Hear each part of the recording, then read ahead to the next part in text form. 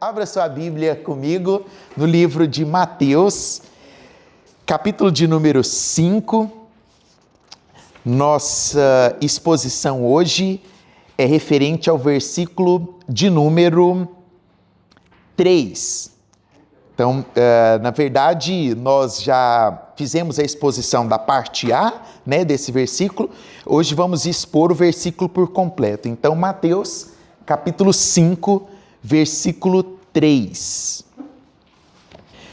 Diz assim a palavra do Senhor: Bem-aventurados os pobres em espírito, pois deles é o reino dos céus.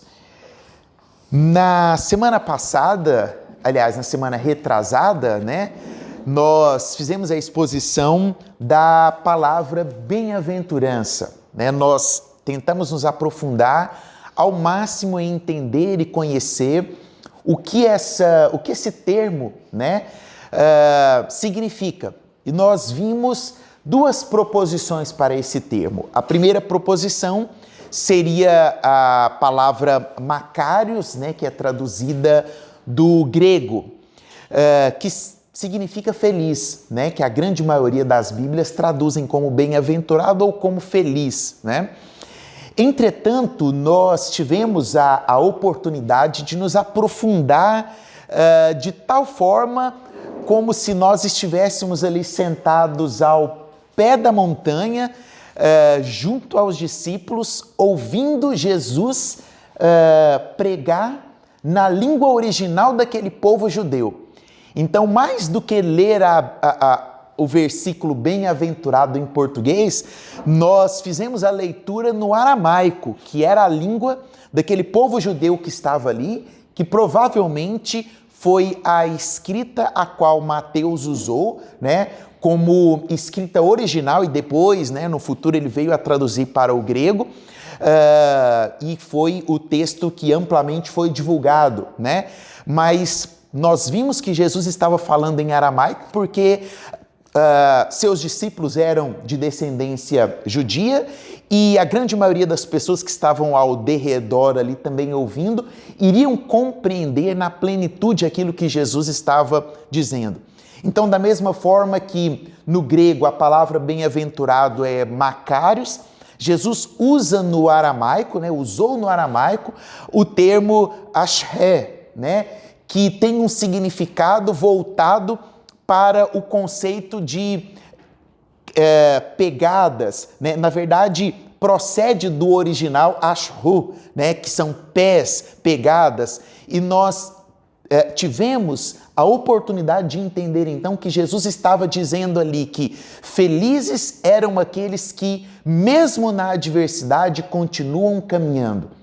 Esse era o significado na plenitude daquilo que Jesus estava pregando. Jesus estava dizendo, olha, aquele que continua caminhando, mesmo na adversidade, este é feliz, este é bem-aventurado. Aquele que continua caminhando, mesmo com lágrimas nos olhos, este é feliz. Aquele que continua se aventurando em seguir, em prosseguir, em conhecer mais e mais, este é bem-aventurado.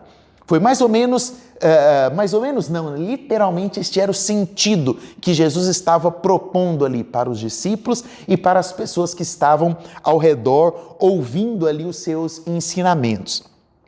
Baseados nisso, nesse entendimento então, do conceito da bem-aventurança, hoje nós vamos falar da primeira delas, a primeira bem-aventurança, que é a bem-aventurança que se remete ou que se refere aos pobres em espírito. Antes de entrarmos, de forma propriamente dita no conceito pobres em espírito, nós precisamos trazer em mente pelo menos 3 coisas que estão ligadas, a esse início do primeiro sermão, Porque nós vemos que Mateus aqui, nós vimos isso, Mateus, ele compilou uma série de sermões que ele ouviu ali durante aqueles 3 anos junto a Jesus, nesses capítulos 5, 6 e 7 que nós estaremos estudando.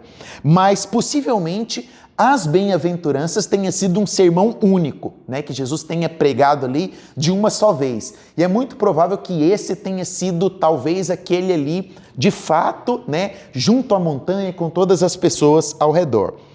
O primeiro desses pontos que nós precisamos trazer e ter em mente quando nós vamos estudar as bem-aventuranças é o paradoxo do reino. O reino de Deus é um reino paradoxal. Né? E nós veremos isso nas bem-aventuranças, né? Falar que um pobre de espírito é feliz é um paradoxo, né? Feliz o pobre de espírito, né? Principalmente porque quando nós fazemos a leitura na nossa cultura, na cosmovisão atual nossa, nós não vamos entender. Isso vai ser muito paradoxal, porque na nossa realidade atual, né, um pobre ele não é feliz. Uma cultura errônea que foi impregnada em nossa mente, em nosso coração pelo capitalismo, né? O reino de Deus, ele é um paradoxo. Como nós vimos e já citamos aqui John Stott, né?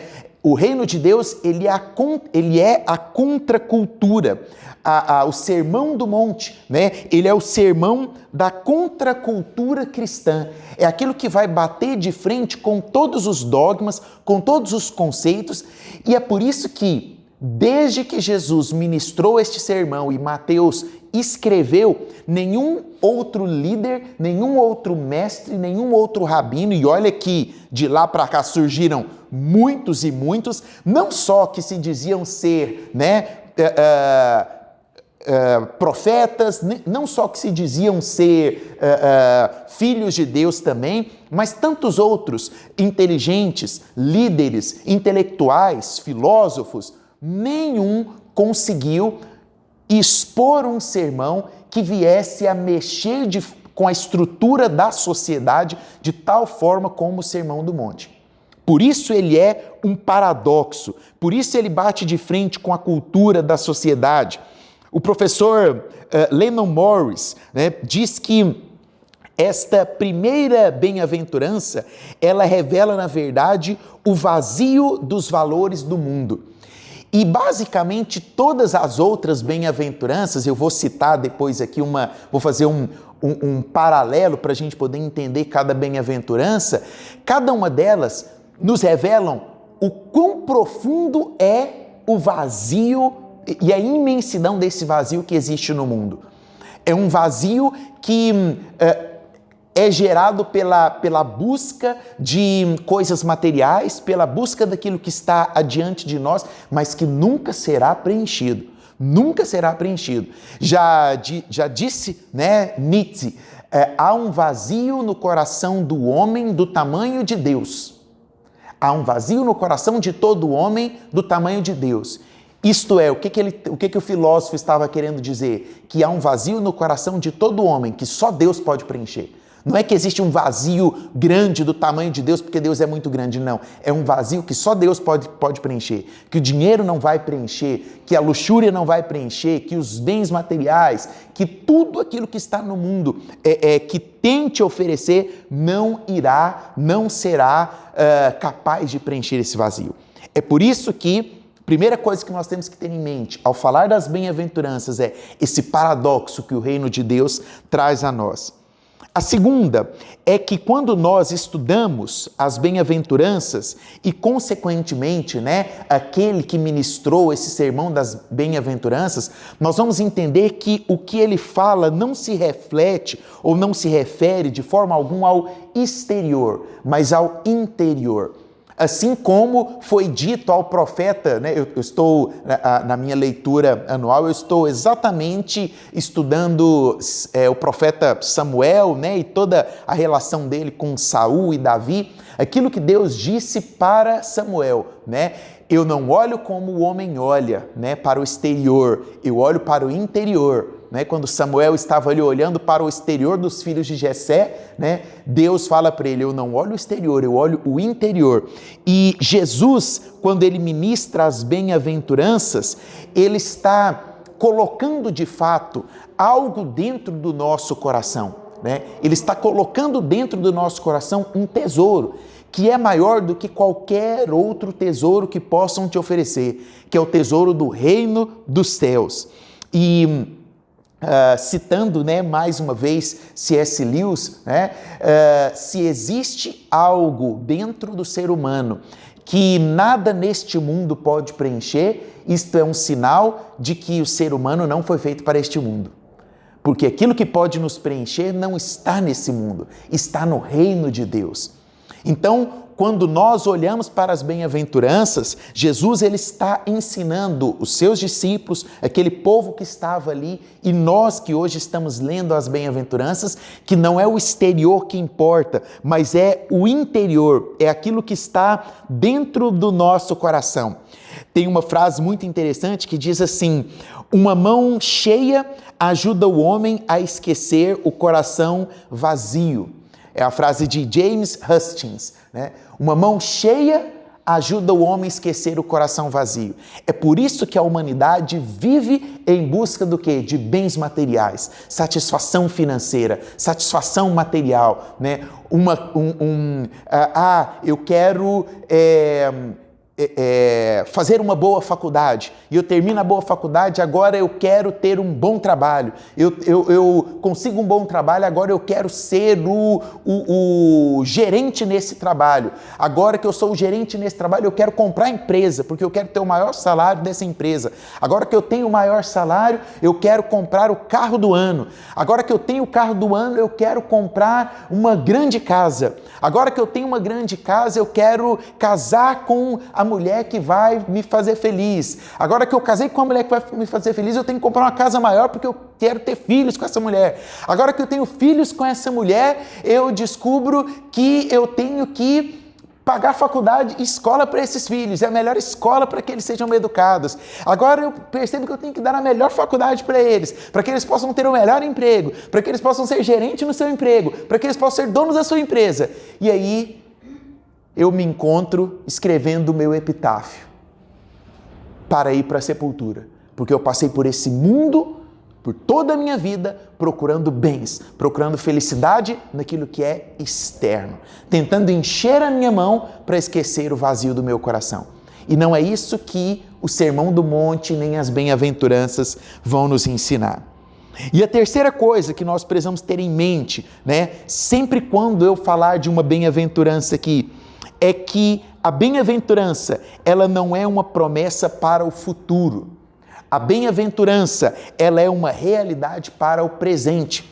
Quando Jesus estava ali declarando as bem-aventuranças, Jesus não disse, bem-aventurados serão os que choram, bem-aventurados serão os pobres. Não, Jesus está dizendo no presente, bem-aventurados são os pobres, bem-aventurados são os que choram, bem-aventurados são os que têm fome e sede de justiça, porque as bem-aventuranças é aquilo que Deus tem para o nosso hoje, é aquilo que Deus tem para o nosso agora. Não é algo, a bem-aventurança não é uma promessa para o reino de Deus, não é uma promessa para quando eu chegar na eternidade. A bem-aventurança é uma pregação, a bem-aventurança é um modo de vida para o hoje. Por isso que eu disse, e eu espero que ao terminarmos essa série, né, todas as bem-aventuranças estejam não só no seu coração, mas também na ponta da sua língua, né? Porque um cristão de verdade, ele não pode, é inadmissível um cristão que não saiba virar para você e falar as bem-aventuranças. E olha, isso não é um defeito só nosso daqui não, é um defeito da igreja. Faça um teste, encontre um cristão e pergunte para ele, depois que você souber todas, quando nós terminarmos a exposição, vira para ele e pergunta, me diga quais são as bem-aventuranças. Dificilmente você vai encontrar um cristão que saiba dizer todas as bem-aventuranças para você. E a bem-aventurança, ela é um estilo de vida para nós cristãos. E que nós possamos então, agora eu faço um paralelo, aprender todas elas com esse contexto. O meu paralelo particular, pessoal, e aí você pode depois, né, colocar no seu coração, no seu caderno, aquilo que seja a melhor forma de você entender as bem-aventuranças. Para mim, o sermão das bem-aventuranças em si é uma escada onde cada bem-aventurança é um degrau. Cada bem-aventurança ela depende da outra. Assim como numa escada, o último degrau ele depende do primeiro. Eu não teria o último degrau se eu não tivesse o primeiro. Então, cada bem-aventurança seria uma escada que durante essas próximas quintas nós estaremos subindo. Hoje nós estamos subindo o primeiro degrau, que é o degrau dos pobres em espírito. E o que eu acho interessante é que já no primeiro degrau nós temos um chamado, que é um chamado a nos esvaziar. O primeiro degrau, o primeiro passo que nós vamos dar é um chamado de uma bem-aventurança que está nos convocando a esvaziar de tudo o que nós somos, de todo evangeliquez que nós éramos, de todo o cristianismo barato que nós vemos e observamos ser vendido e comercializado hoje. Infelizmente, o que nós olhamos para as bem-aventuranças e enxergamos nós precisamos nos esvaziar desses conceitos errados que nós temos de igreja e de cristianismo. Nós precisamos lançar fora esse falso, esse evangeliquez mesmo, né, que nós temos que assusta quem está lá fora, né? Hoje, cada vez mais a igreja tem tomado algumas formas e longe de mim a crítica à igreja, mas nós não podemos ter um perfil, nós não podemos ser uma tribo isolada dentro da sociedade, né? O cristão ele não foi chamado para ser uma tribo isolada. O cristão, né, ele foi chamado para ser a diferença. O cristão ele foi chamado para fazer a diferença e não se faz a diferença dentro de um contexto isolado. Quando nós olhamos para essa bem-aventurança, os pobres em espírito, infelizmente esse conceito do cristianismo errôneo, do evangeliquez, né, do evangelication, agora é evangelication, né, porque todas as músicas agora é tradução de música internacional, né, então é meio que o Asian aí dos worships, né, e tal, e da parede preta, né, e vai virando igreja de um jeito que não é igreja, né. Isso começou, não é de agora, é de muito tempo, quando se entendiam as coisas da igreja de forma errada. Por exemplo, pobres em espírito. As primeiras estruturas, digamos que de igreja, né, foram os mosteiros, que foram estruturas montadas, criadas para que os monges tivessem uma vida pura e santa.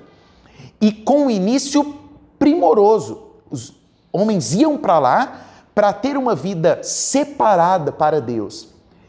Ao irem para lá, o erro começava no sentido de que eu estou saindo da sociedade, eu estou buscando, né, um novo modo de vida, eu estou me separando da sociedade. E ali dentro do mosteiro, eles viviam a sua própria tribo. E ali começou o erro.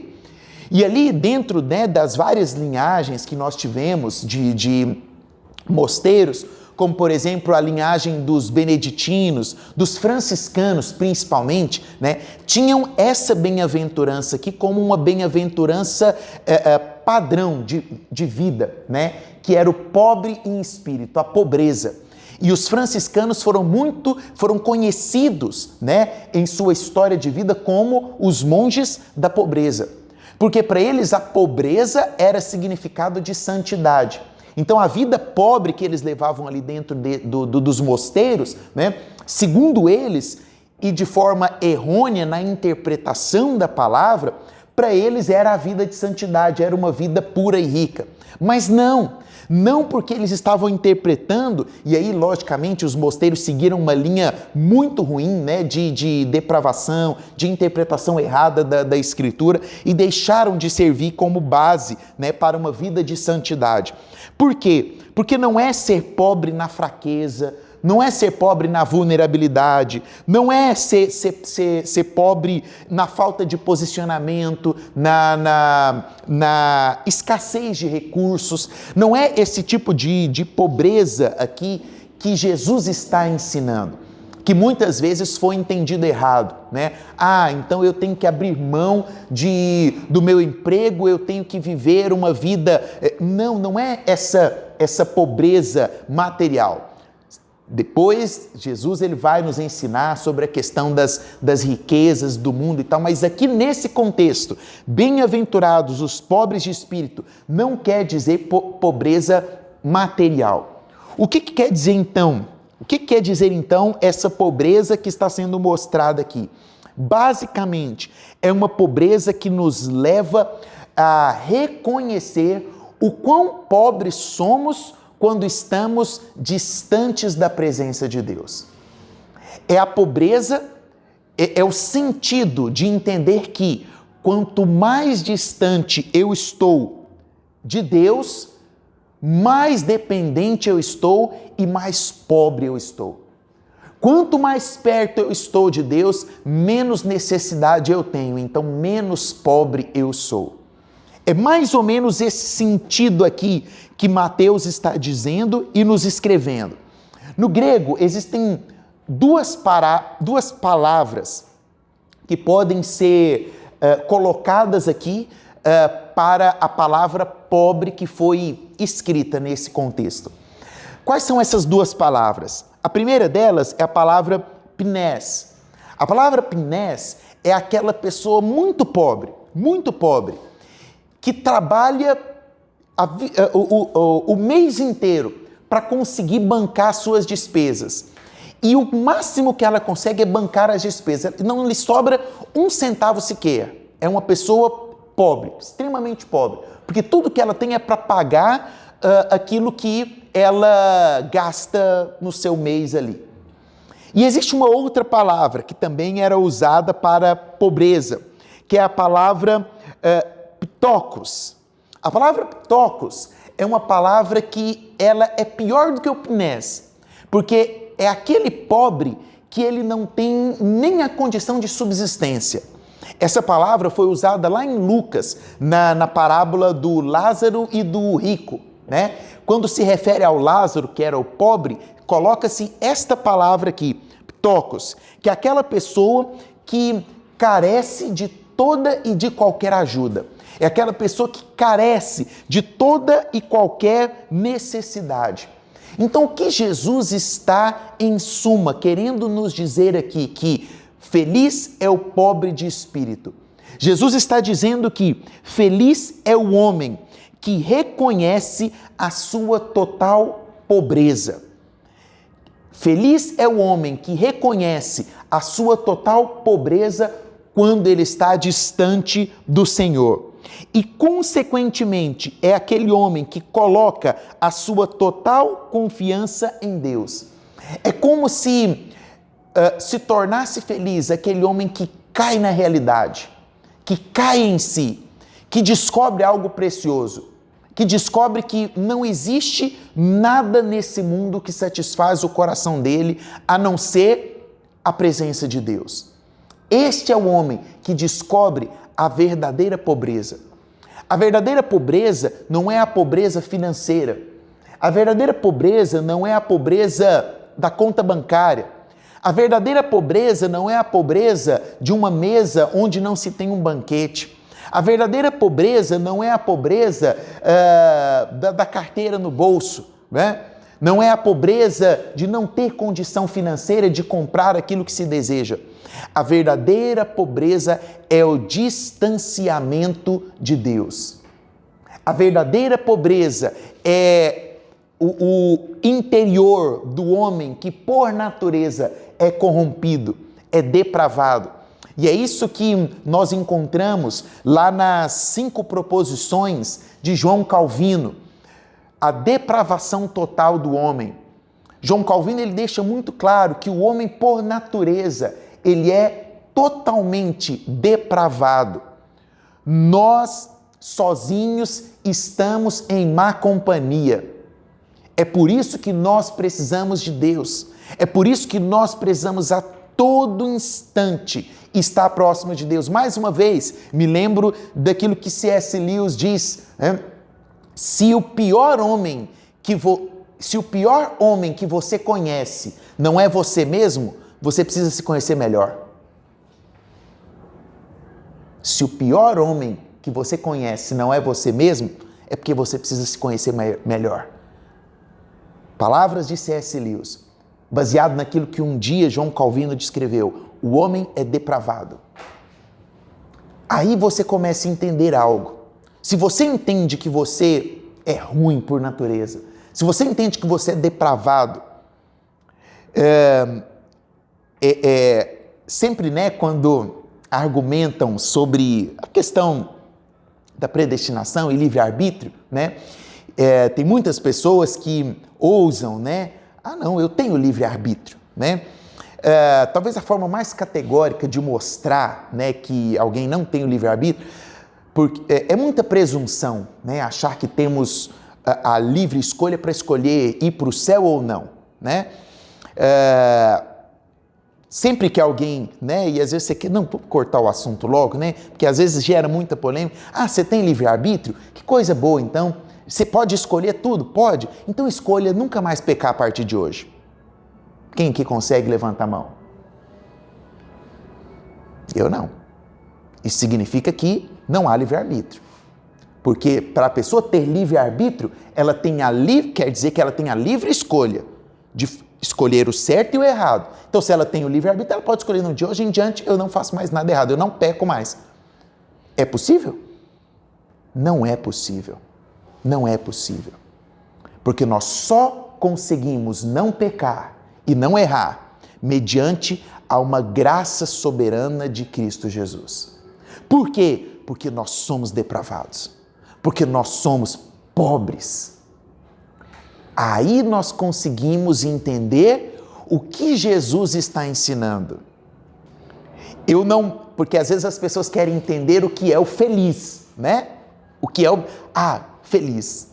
O Senhor falou que somos bem-aventurados. Eu sou bem-aventurado. Mas peraí, vamos entender a segunda parte primeiro? Você entendeu o que é ser pobre? Você entendeu que pobres somos todos nós? Que reconhecemos a nossa indignidade? Que reconhecemos o nosso pecado?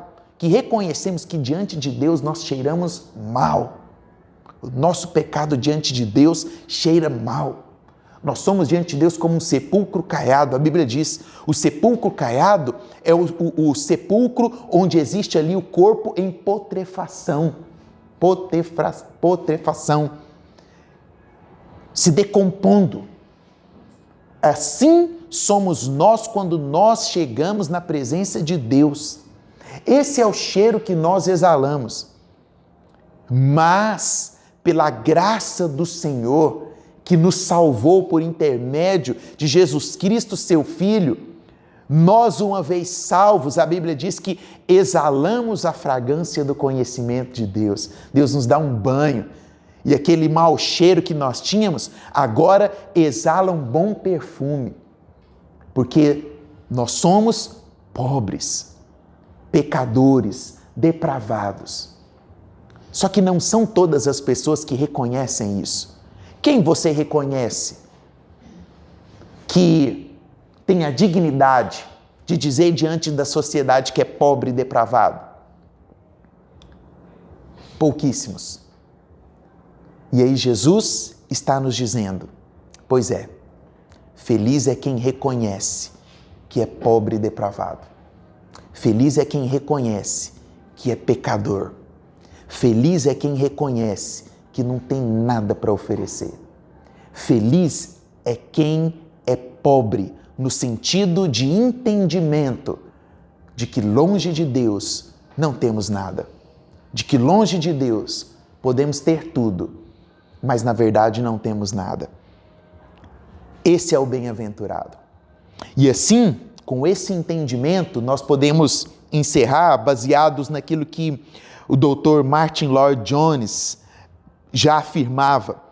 Ele dizia, se alguém diante da presença de Deus sentir outra coisa qualquer além da penúria de espírito, significa que essa pessoa, de fato, nunca esteve na presença do Senhor. Quando nós entendemos quem é Deus e quem somos nós, quando nós compreendemos no nosso entendimento, né, que o apóstolo Paulo fala, né, renovai-vos no seu entendimento, transformai-vos na renovação do vosso entendimento, né? A Bíblia, né, o Evangelho é um evangelho de intelecto, é um evangelho de entendimento, que nós precisamos compreender. E Paulo está falando, olha, transforma sua vida. De que forma? Renovando seu entendimento. Então, quando eu entendo que diante da presença de Deus eu não passo de uma penúria, o que é a penúria? É aquela sombra, né? Se a pessoa que fala que esteve diante de Deus não reconhece que não passa de uma sombra, do tão pobre que ele é, significa que ele nunca esteve na presença de Deus. Se um líder, se um pastor valoriza mais nas suas redes sociais os bens que ele possui, as viagens que ele faz, os convites que ele recebe, os ambientes que ele frequenta, eu estava dizendo isso para um dos nossos meninos, o João Vitor, né, Carneiro, contei para ele me perguntou de uma pessoa e eu falei assim, essa pessoa é nobre, João Vitor, no sentido, né, de pode acompanhar essa pessoa, né, e aí eu cheguei para ele e falei assim, você viu a publicação de tal dia dessa pessoa? Ele falou, não. Eu falei assim, ele estava no interior do Mato Grosso pregando. Ele que lugar? Eu falei, num galpão, para 20 pessoas. Tinha um galpão aberto, uma pessoa tocando violão e ele pregando. Eu falei, não acredito. Mas ele tem não sei quantos mil seguidores, recebe convite, é formado em Harvard, recebe convite. Eu falei, pois é. Esse é o tipo de pessoa que reconhece a sua pobreza diante de Deus. Recebeu um convite do interior do Mato Grosso e foi lá pregar, no interior do Mato Grosso. Não tinha nem energia direito. Um galpão aberto, 20 pessoas, ele deve ter, sei lá, uns 1 milhão de seguidores, alguma coisa assim, e estava pregando para as 20 pessoas. Esse é o tipo de pessoa que precisa te inspirar. E não aquele que, né, recebia um convite para ir pregar em Orlando.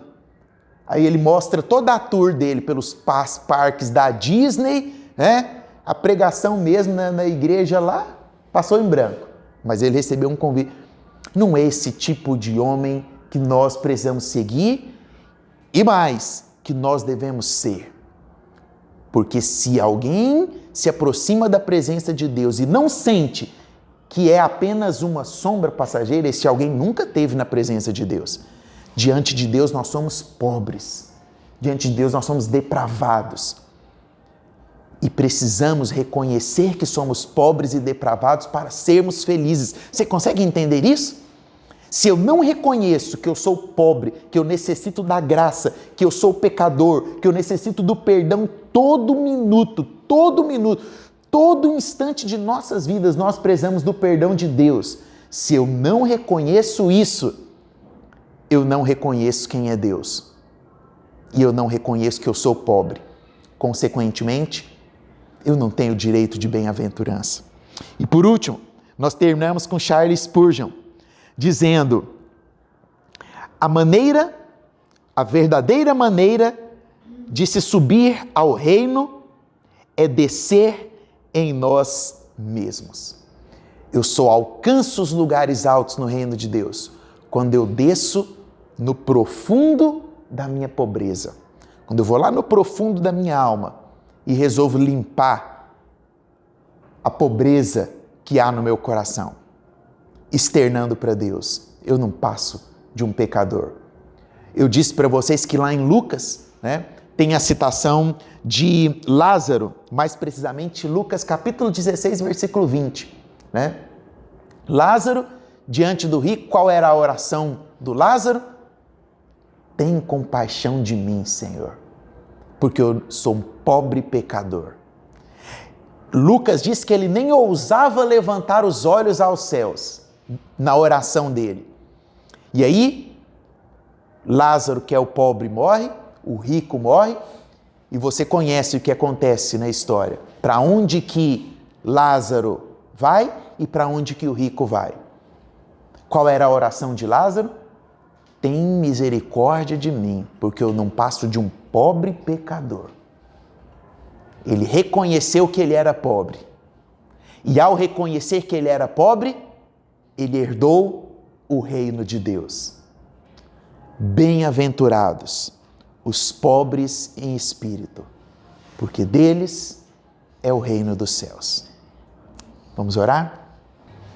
Senhor Deus, amado e soberano Pai, diante da Tua presença, nós nos achegamos a Ti, reconhecendo que não passamos de uma folha que o vento leva, ou de uma sombra, de uma penúria.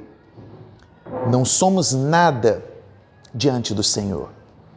Não temos um direito sequer quando estamos na Tua presença. O que temos, ó Deus, de forma imerecida, é o acesso à graça maravilhosa do Senhor, nos dada por intermédio daquela penosa cruz do Calvário, onde o Teu Filho foi esmagado por nós. Reconhecemos, ó Deus, que sem esse sacrifício do Cordeiro, nós nem aqui estaríamos.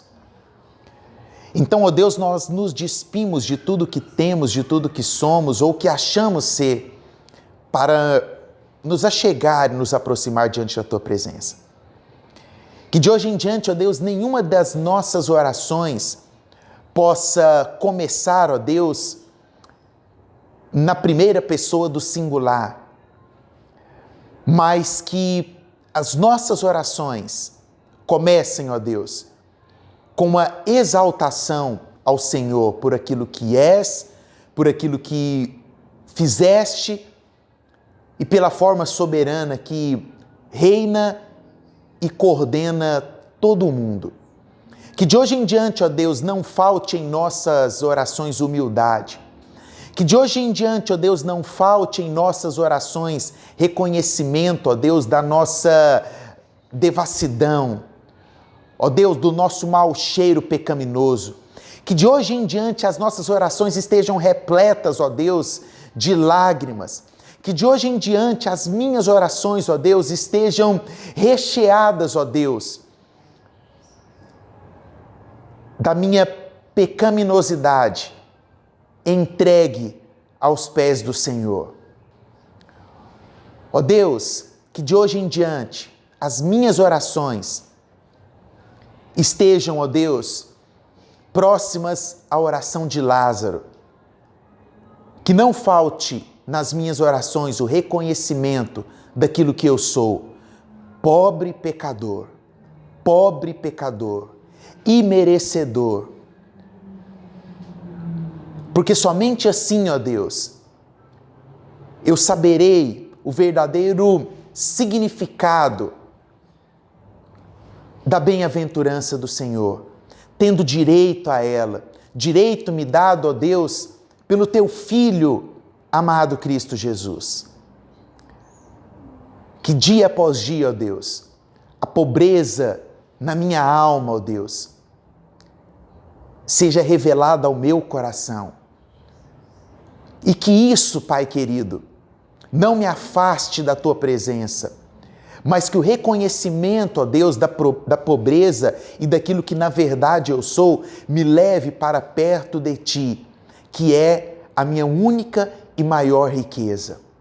Ó Deus, não há nesse mundo nada que eu queira mais. Não há nesse mundo, ó Deus, nenhuma riqueza que se assemelhe ao valor daquilo que a cruz do Calvário significa para mim, daquilo que eu anseio um dia viver. Meu Deus, com todo o meu coração, o maior desejo da minha alma e aquilo que mais inspira o meu coração é a vontade de um dia, ó Deus, respirar, ó Deus, o ar do reino dos céus, onde o Senhor habita, estando junto, ó Deus, contigo e com o Teu Filho amado Jesus, podendo apreciar a beleza da Tua santidade. Este é o maior desejo do meu coração e é por isso e para isso que eu quero viver, é isso que eu quero almejar a cada dia, a cada instante, ó Deus, o prêmio da soberana vocação, que é viver na eternidade ao Teu lado, contemplando a Tua presença. Por isso, ó Deus, nós encerramos a nossa oração declarando que reconhecemos aquilo que somos e que almejamos todos os dias ser bem-aventurados por sermos pobres em espírito e porque temos uma herança que foi nos proposta e nos separada na eternidade, que é o reino dos céus. Nos ajude em nossas fraquezas, nos ajude na imensidão da nossa pobreza. Assim oramos, em nome de Cristo Jesus, o Nazareno. Amém, amém e amém. Deus te abençoe em nome de Jesus.